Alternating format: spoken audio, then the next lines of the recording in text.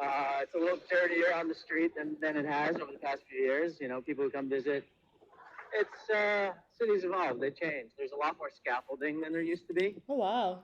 The local law 11 and the unions have been busy. Okay. And I just came from Roosevelt Island, which is not Roosevelt. I'm sorry, Ward's Island, which is a small island on the northeast of the Upper East Side, across from the governor's mansion. Yeah. And there's a huge settlement there of I don't know what you call them. I don't like to call them refugees. I don't know what you call them, but and there's police and a lot of garbage. It didn't used to be like that, but Wow. New York's still New York. It's great. It's got a ton of energy. People, you know, there's always a lot of people here. It's very expensive now. A typical, let's say, sublet in New York City for a very cheap one bedroom, not a whole one bedroom. I mean a bedroom like in somebody's apartment. Typical cheap sublet in Manhattan proper is going to be like minimum $1,500 to $1,700, and that's on the low end. So, you know, city's getting a little bit more expensive. Inflation's definitely showing up Yeah. here. Yeah, yeah, I can see that. So tell me, how would you like to be seen by this audience that we're communicating with, and hopefully it's going to be everyone who's working This is towards fun. what we call Yeah. network states. You want me to take my glasses off or something, or No, what do you whatever mean? you'd like. I like your Yeah, yeah, glasses on as well. yeah.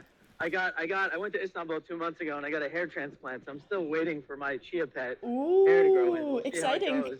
Yeah, I'm still, you know, a handsome bald man, I guess you could say. But hair's not bad. Hair's not bad. Um, and yeah, so this is fine.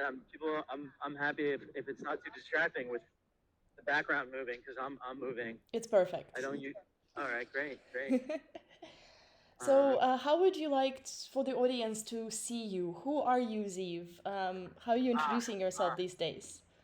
yeah, okay. Who am I? Yeah. Well, you know, my background, everybody has sort of a background, right?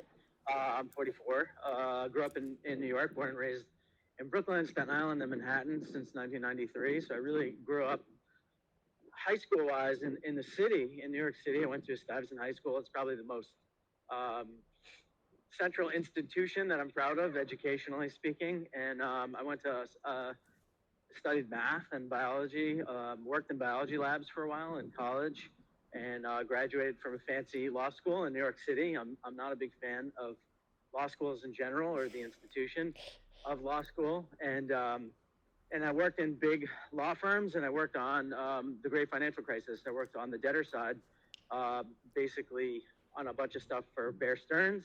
And then on the creditor side for Lehman Brothers for years. And then in plaintiff class action work, which is Oh, wow. essentially a lot of yeah, it's a lot of really protracted lawsuits. And then I sort of transitioned to other types of lawsuits at large, and I did a bunch of different work as a lawyer, and then tried my hand at a few startups. I always bicycled everywhere, so I tried building a startup for rebalancing bike share, which is in 2012 I was trying to do that, which was not a wise move. It didn't really go anywhere, and that's about the same time I sort of got interested in crypto in New York, where there was a few meetups, specifically this guy Patrick in Chinatown at this place called X Cubicle, and so I started going to these meetups.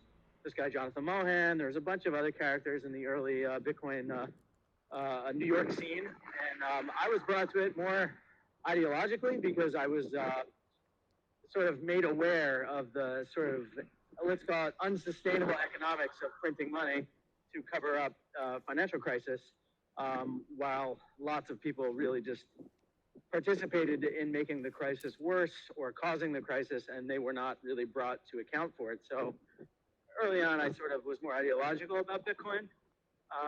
And then I realized over time, it's just one more form of money, and money is just money by any name. It's just a tool. And by 2017, I was sort of involved working in the Bitcoin industry in the ICO bubble for people in Los Angeles, and continued working for them. And I'm involved in a startup now and a few startups in crypto, but I'm far more interested in the real world applications of crypto now, which I call slow crypto. I just call it that because it's like slow food. Basically, anyone serious, realistic, or being honest about crypto is the entire crypto industry is essentially about selling tokens, which is selling instruments that represent the future. You could call it whatever you want, tokenomics, Ponzi-nomics, whatever people want. And there's different aspects of it, but it's all about long-term future gains or short-term casino gambling. None of it's really terribly focused on solving real-world problems, despite the fact that most people have to say that that's true while they're promoting their product. So, and that's why I think rationally so many investors avoid crypto altogether, because it's just necessarily full of an extraordinary amount of superficiality. I think that's a way of saying it. And there are people in the industry also that have, a good heart and are just naive, but also people who have a good heart and are trying to build real stuff that's like maybe going to help people. But if it's real and it's profitable fast, something is wrong, because real things aren't profitable fast.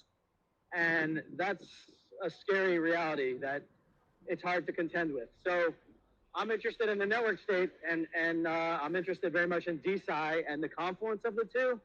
Far less so any other areas. I mean, areas bleed into each other, but a lot of people talk about, oh, D pin or this pin or D this or D that, or, D refi, and like there's all these jargons, and sometimes they have more or less meaning, but they're all related to fundraising one way or another. And in a sense, the network state itself is just more jargon. Balaji excellently coined the term. He's talking in about a week. He has his conference in Singapore, but the charter city movement, the special economic zones, people trying to create new